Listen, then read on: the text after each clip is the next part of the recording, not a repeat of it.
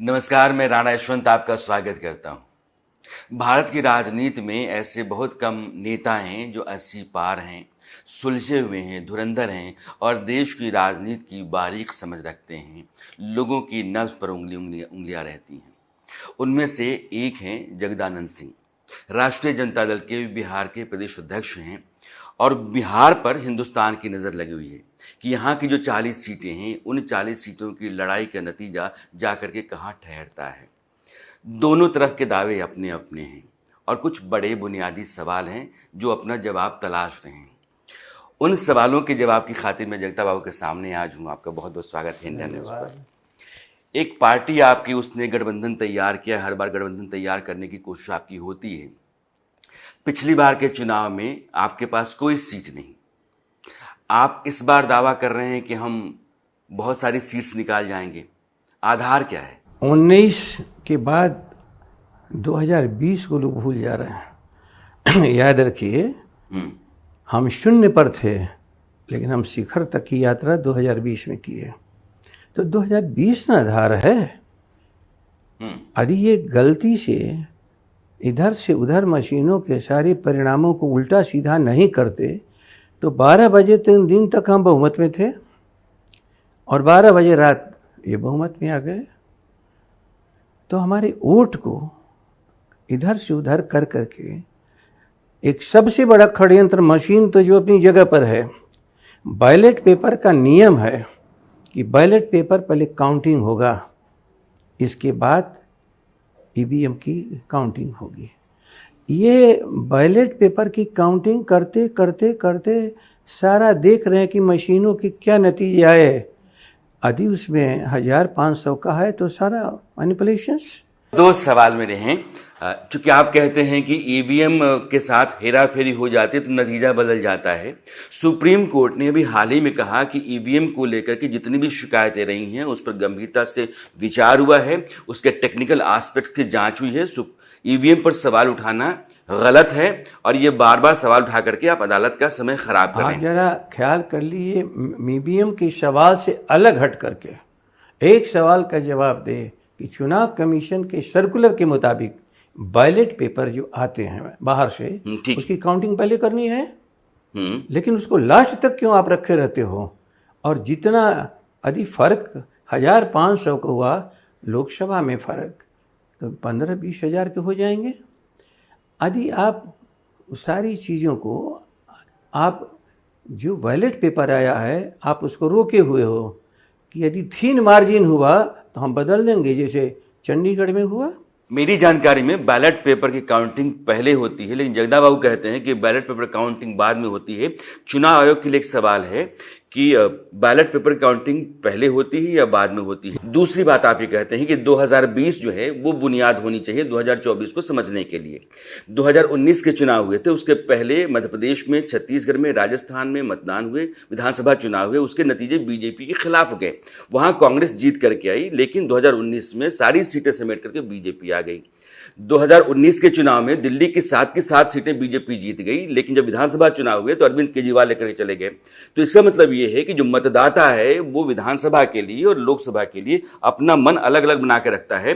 विधानसभा के चुनाव नतीजों के आधार पर लोकसभा के बारे में अनुमान लगाना या उसको आधार मानना गलत है।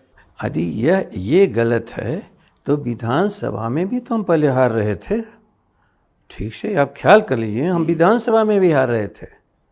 हम विधानसभा में जीते और प्रदेश और देश दो नहीं है। ठीक है कि देश की नीति प्रदेशों को प्रभावित करती है, लेकिन आज के दिन सारे मतदाता बिहार की इस बात को मान के चले हैं कि यदि तेजस्वी का नेतृत्व हमको मिलेगा तो हमें नौकरी मिलेगी। वो 2019 के लोकसभा चुनाव में भी इतनी ही ताकत से आए, 2020 में भी वैसे ही आते हैं। वो चुनाव लड़ते हैं, वो कहते हैं कि हम हारें या जीतें लेकिन चुनाव में पूरी ताकत के साथ लड़ा जाना चाहिए। लोकतंत्र यही कहता है, उसका तकाजा यही है। दो सवाल आपके सामने हैं। जो गठबंधन आपके पास अभी है और नरेंद्र मोदी की अगुवाई में एनडीए का गठबंधन है। नरेंद्र मोदी आपके राज्य में लगातार कारपेट बॉम्बिंग करते हैं, एक दिन में 3-3, 4-4 रैलियां कर लेते हैं और गठबंधन के सभी दलों के नेता उनके साथ दिखते हैं। आपकी पार्टी के भीतर अलग अलग नेता अलग अलग पार्टियों के अलग अलग आयोजन कर रहे हैं, अलग अलग प्रोग्राम कर रहे हैं, चाहे रैली हो या मीटिंग हो। तो ये बिखराव दिखता है, यह सहमति नहीं है, ऐसा लगता है। यहाँ भी हर पार्टियों के नेता जो हमारे प्रदेश स्तर के हैं लोग रहते हैं, प्रदेश स्तर के, राष्ट्रीय स्तर के नेता जहाँ पर भी काम कर रहे हों इंडिया के। आप बताइए कि बंगाल में कौन काम कर रहा है, दिल्ली में कौन काम कर रहा है, साउथ के राज्यों में कौन काम कर रहा है। ठीक से ख्याल कर लीजिए। अभी हम बात देश के परिप्रेक्ष्य में बिहार की बात कर रहे हैं, बिहार की, और कभी भी इतना जमावड़ा इन नेताओं का कभी बिहार में नहीं है। आप इतिहास उठा करके देख लीजिए, इतिहास उठाए। इनके कुप्रचार के द्वारा जब वोट में बिखराव आया था, अब वोट में कॉन्सोलिडेशन हुआ है, सभी लोग एकजुट हो गए हैं। आपकी पार्टी के साथ, आपकी पार्टी के सामने दो बड़े सवाल हैं। पहला कि जो लालू प्रसाद यादव, राबड़ी देवी का 15 साल का शासन रहा, वो बार बार रेफर किया जाता है कि अगर आपकी पार्टी आती है तो फिर वही दिन लौट करके आ जाएंगे। दूसरा कि एक जातीय और धार्मिक समीकरण लेकर के आपकी पार्टी चलती है, यादवों और मुसलमानों की। तो अगर यह पार्टी सत्ता में आती है तो फिर इन दोनों लोगों का राजतंत्र शुरू हो जाएगा और फिर अव्यवस्था हो जाएगी। और इन दोनों सवालों के सामने पार्टी आपकी बार बार आकर के खड़ा हो जाती है। आपका विपक्ष बार बार यही दो सवाल आपके ऊपर, आपके सामने रखता है और फिर इन दोनों के घेरे में आप आते हैं। मैंने याद रख लीजिए, जो 15 साल का शासन था उसमें तनहा मैं अकेले था जो 15 साल सरकार में रहा।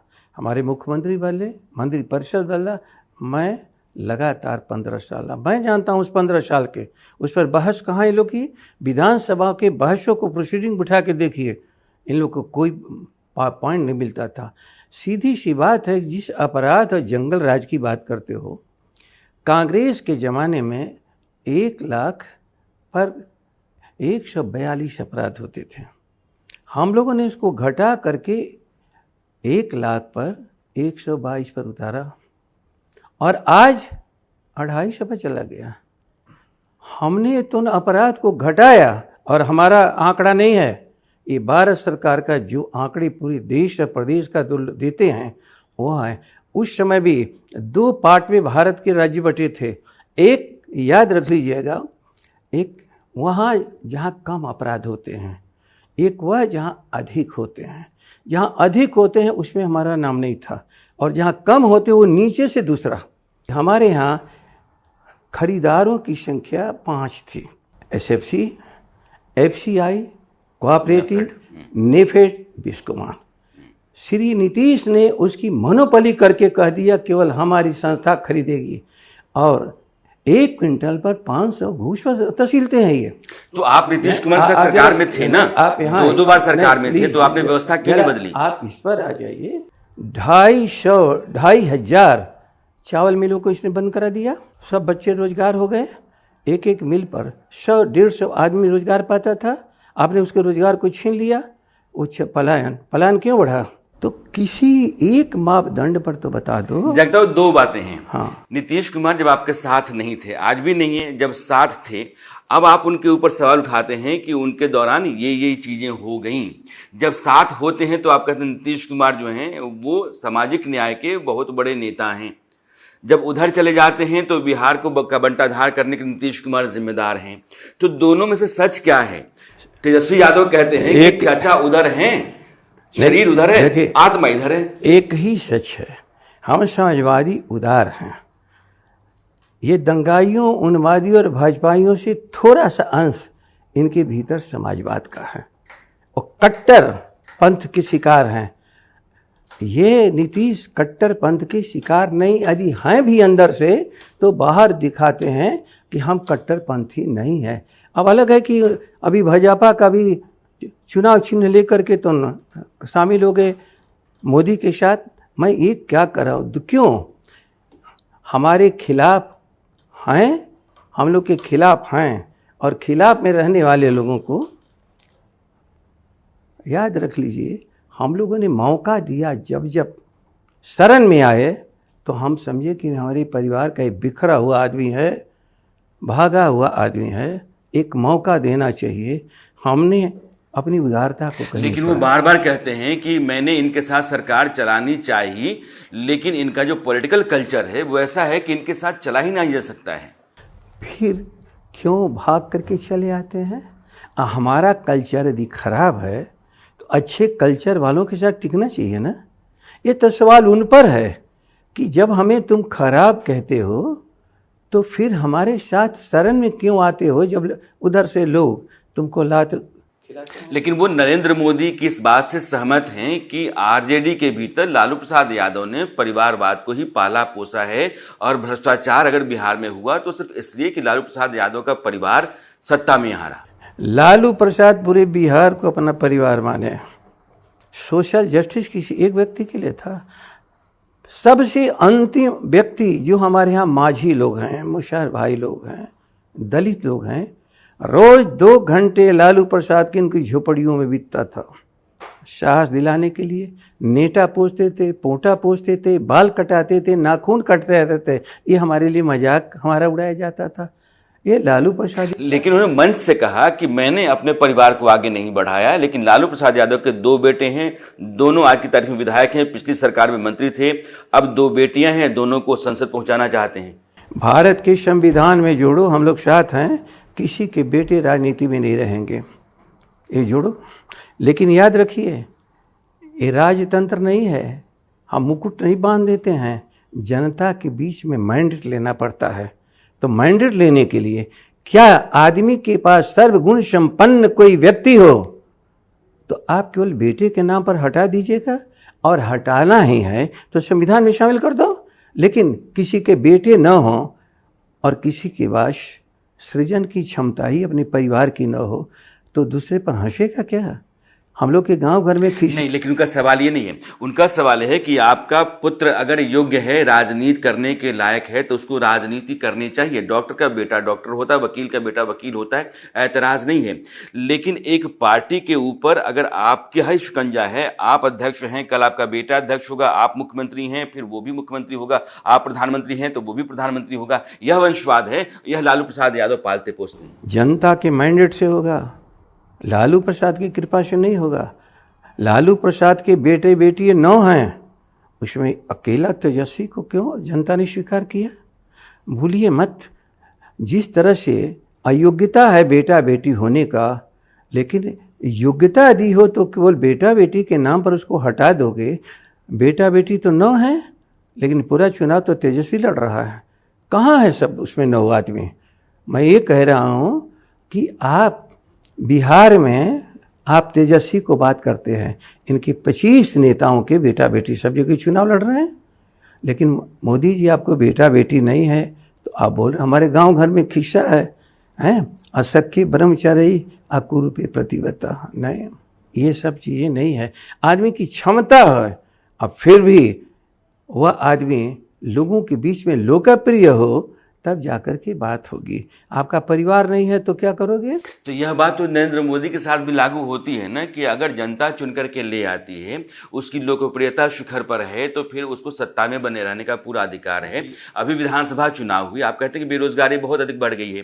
विधानसभा चुनाव हुए, ठीक है, तेलंगाना में कांग्रेस आ गई, कर्नाटक में कांग्रेस आ गई, लेकिन बाकी 3 राज्यों में बीजेपी आ गई। अभी भी वो चुनाव लड़ रहे हैं। तो नरेंद्र मोदी की अगुवाई में एनडीए अपने आप को सुरक्षित और इस देश में बेहतर मानता है, तो फिर एक चुनौती तो है ना आपके सामने बहुत बड़ी। वो जनता यदि हमें पसंद करेगी तो मोदी की लोकप्रियता नहीं है। वाजपेयी जी के ज़माने में इंडिया शाइनिंग का नारा हुआ था, हो गया। तकलीफें लोगों को नीचे तक पहुंची। वाजपेयी जी जैसे आदमी को जनता कुर्सी से उतार दिया, उनकी तुलना में मोदी क्या है? लेकिन वो कहते हैं ना कि 25 करोड़ गरीबों को हमने गरीबी रेखा से बाहर निकाला है। मैं एक गरीबी रेखा से नहीं, 5 किलो दिया। आप हमको बता दीजिए, 80 करोड़ को 5 किलो दे रहे हो ना, ये गिनती क्या है? और दुनिया में जो सर्वे होता है तो हंगर स्टेट, हंगर नेशन, तो हंगर नेशन में भारत 57 से लेकर के 114 पर चले गए हो, और बिहार की हालत उससे भी दुर्गति। पूरे भारत दुनिया में सबसे गरीब और बिहार पूरे भारत में गरीब। लेकिन वो आपकी सरकारों का हवाला देकर कहते हैं कि बिहार के बदहाली का कारण ये है कि लालू प्रसाद यादव के 15 साल रहे और बाद में भी सत्ता में उनका जो दखल रहा है, उनकी जो राजनीति रही है, उसने बिहार को यहाँ ला करके पहुँचाया है।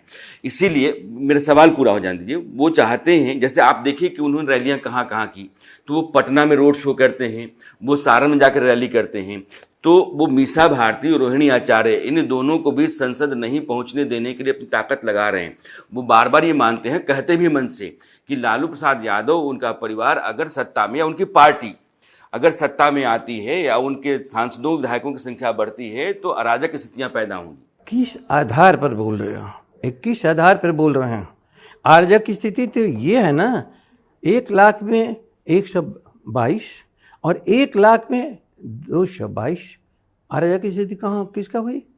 हम कह रहे हैं ये भारत सरकार तुम्हारा आंकड़ा है, तुम किताबों को बनाते हो, तुम किताबों को छापते हो, लेकिन किताब दूसरी बातें कह रही है कि आंकड़े जो देश के आ रहे हैं उसमें कहाँ खड़ा है तो उन्होंने बिहार। आपके विरोधी कहते हैं, जैसे आप एनसीआरबी का डेटा दे कहते हैं कि हमारी सरकार तो ठीक थी, लेकिन लक्ष्मणपुर बाथे नरसंहार, शंकर बिगहा नरसंहार, लालटेन युग, सड़कों का अस्त व्यस्त हो जाना, गड्ढों में से भर जाना, यह सब कुछ आपके राज की देन रही है। उससे नीतीश कुमार कहते हैं कि हमने उसको बाहर निकाला, इस प्रदेश को। आपका बहुत अच्छा सवाल है, मैं दे रहा हूँ, इस सवाल को दबाइएगा मत। नरसंहार शुरू हुआ था बेलछी से, नेता वहाँ पैदा हुए ये श्री नीतीश कुमार, इनकी जन्मभूमि कर्मभूमि से ये शुरू हुआ था। और 2000 तक, चूँकि वो एक लगातार जो सोशल टेंशन था वो चला, 2000 आते आते हम लोगों ने सारे नरसंहार को बंद कर दिया। हम तो 2005 तक थे। केवल इस आंकड़े को दिखा दें कि 2000 या 2020 के में क्या एक भी नरसंहार इस बिहार में हुआ? क्यों झूठ बोलते हो?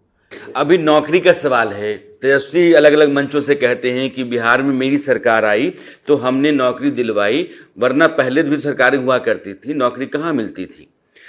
नीतीश कुमार, उनके साथ जो लोग हैं, जीतन राम मांझी और जेडीयू के बहुत सारे नेता कहते हैं कि मुख्यमंत्री के फैसले से नौकरियां मिलती हैं, मुख्यमंत्री के फैसले से सरकारी जो फैसले होते हैं उनको अमल में लाया जाता है।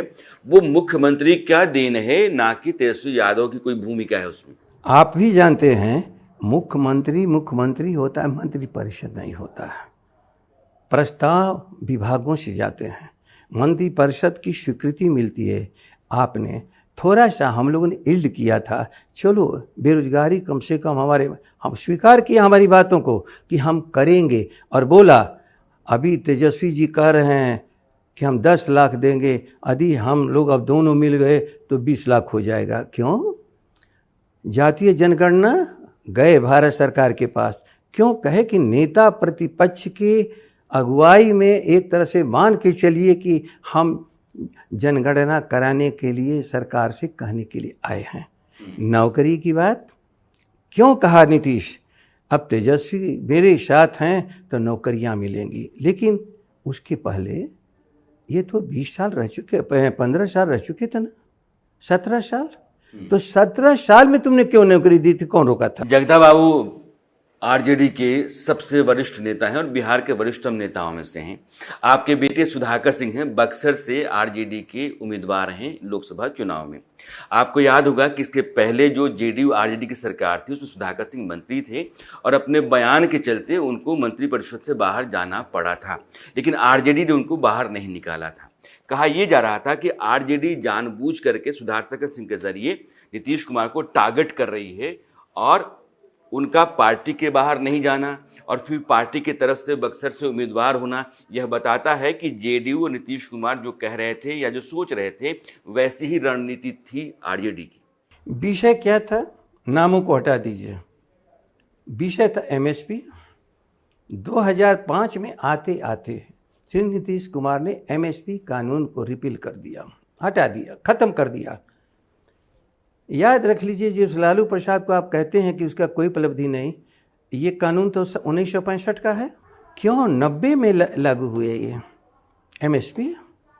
सबसे बड़ी देन, क्योंकि हमारा कमिटमेंट था चौधरी चरण सिंह, कर्पूरी ठाकुर, विश्वनाथ से, ये सारे लोगों ने बराबर कहा हम किसानों की प्राथमिकता देंगे। लालू प्रसाद ने एमएसपी को लागू किया। 65 और 90 इतने वर्षों तक क्यों नहीं लागू हुआ? और लागू हुआ तो ये 2005 में क्यों तुमने खत्म कर दिया? 20 बैंक से कर्ज लेकर के हमारे मार्केटिंग यार्ड बने थे, जनता का निवेश था, उसकी सूद जनता भर रही थी, आपने क्यों खत्म कर दिया? जगताप बाबू, ये उस समय है जब मनमोहन सिंह देश के मुख्यमंत्री थे और आप भी तब सरकार में थे। 2004 से लेकर के 2009 की सरकार का मामला है। स्वामीनाथन कमीशन की रिपोर्ट 2006 में आई। 2006 से लेकर के 2014 तक मनमोहन सिंह की सरकार थी। पहले वाले टर्म में तो आप भी साथ में ही थे। तो उस सरकार ने फिर स्वामीनाथन कमीशन की रिपोर्ट जो थी उसको लागू क्यों नहीं किया? आज आप फिर उठा करके ठीकरा दूसरी सरकार पर क्यों फोड़ते हैं? अच्छा, नहीं हम लागू किए तो हम हटा दिए गए। आज वो नहीं लागू करेगा, वो क्यों रहेगा? आप ही जवाब दो। नहीं हम लागू किए, हटा दिए गए। ये नहीं लागू कर रहा है तो क्यों रहेगा? नीतीश कुमार की पिछली सरकार को कभी सुधाकर सिंह के जरिए, कभी चंद्रशेखर के जरिए टारगेट करने या फिर असहज करने की कोशिश की गई आरजेडी की तरफ से। सीधी सी बात, सुधाकर कोई गाली गलौज अपशब्द तो नहीं कह रहे थे। हमारी राष्ट्रीय समिति अधिवेशन में भी एमएसपी की बात मानी गई थी। जो राष्ट्रीय जनता दल की नीति थी और जो घोषणा पत्र था और जो शामिल था, हमारे उस समय राष्ट्रीय अधिवेशन हुआ, एमएसपी के समर्थक थे। तो सुधाकर वह बात उठा रहे थे जो हमारी पार्टी के मैनिफेस्टो में था, हमारा कमिटमेंट था। तो फिर आपने उनको बाहर क्यों कर दिया? अभी बाहर श्री नीतीश कुमार ने किया। श्री नीतीश कुमार ने सहमत तो हो गए? मैं अभी बात कह रहा हूँ, हमारे सहमत असहमत ख्याल कर लीजिए। उन्हीं बातों पर जो मोनोपोली चला रहे थे तो धीरे धीरे लोगों के मन में तो दिख रहा था क्षोभ। तो सुधाकर किस अपराध में हटाया जाता था, याद रख लीजिए। और उसने एक ही बात सवाल उठाया, एक और सवाल कि आप रोड मैप तीसरा बनाने जा रहे हो, हमारे 2 रोड मैप की समीक्षा बताओ। मेरा आखिरी सवाल, इस चुनाव में चूंकि आपने तमाम चुनाव देखे हैं, उनके नतीजे भी देखे हैं, तो चुनाव के होने, चुनाव के दौरान के शोरगुल, हो हल्ला, हंगामा और नतीजे, इन सब को आप एक तरीके से देखते समझते जानते बूझते हैं, एक अनुमान आपका होता है।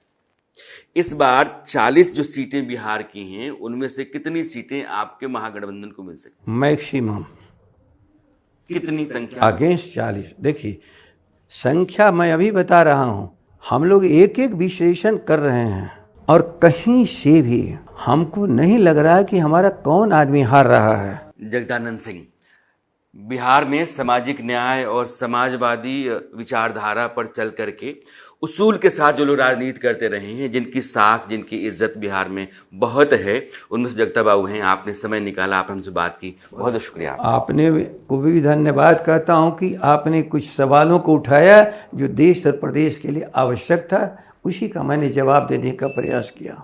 Thank you sir.